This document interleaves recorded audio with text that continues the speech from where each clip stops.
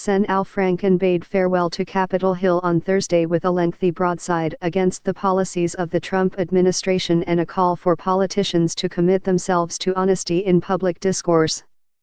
The speech put to rest questions about whether Franken, D-Min, would follow through on his promise to resign over more than a half-dozen allegations that he had touched women inappropriately. Until Wednesday, Franken had not announced the date he would leave the Senate, and at least two Democratic colleagues, Sens. Joe Manchin III, West Virginia, and Patrick Leahy, Vermont, recently said that he should reverse his decision.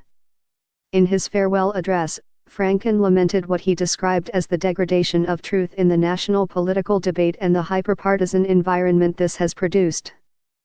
He will resign his seat on January 2 and his successor, Minnesota Lieutenant Gov. Tina Smith, D., is scheduled to be sworn in on January 3. As I leave the Senate, I have to admit that it feels like we're losing the war for truth, Franken said in his final speech on the Senate floor. Maybe it's already lost.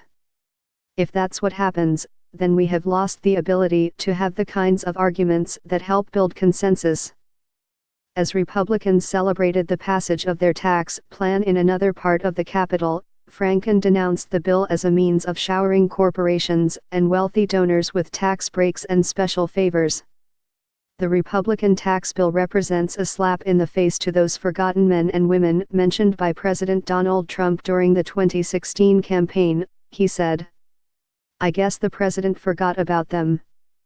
Key events related to allegations of sexual misconduct by Minnesota Democratic Sen. Al Franken, November 16. A Los Angeles radio anchor accuses Franken of forcibly kissing her while they were rehearsing during a 2006 USO tour. KABC anchor Leanne Tweeden also made public a photo that shows Franken smiling. Key events related to allegations of sexual misconduct by Minnesota Democratic Sen. Al Franken, November 16. A Los Angeles radio anchor accuses Franken of forcibly kissing her while they were rehearsing during a 2006 USO tour. KABC anchor Leanne Tweeden also made public a photo that shows Franken smiling.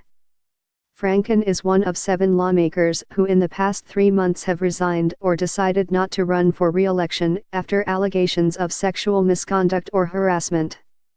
His departure is a symbol of the wider reckoning taking place over sexual misbehavior among powerful men and the power of women's allegations in the wake of the Me Too campaign to raise awareness about sexual harassment. On Thursday, Franken's speech was followed by warm tributes from colleagues who praised his legacy and said they were sad to see him go. I am sorry that he's leaving under these circumstances, said Senate Minority Whip Richard Durbin, D.L. Everyone who has ever lived has had moments they wish they could erase. We all draw strength from the healing power of redemption, and we can take heart in the knowledge that tomorrow is another day. Franken, 65, joined the Senate in July 2009 and worked hard to distance himself from his prior career as a comedian.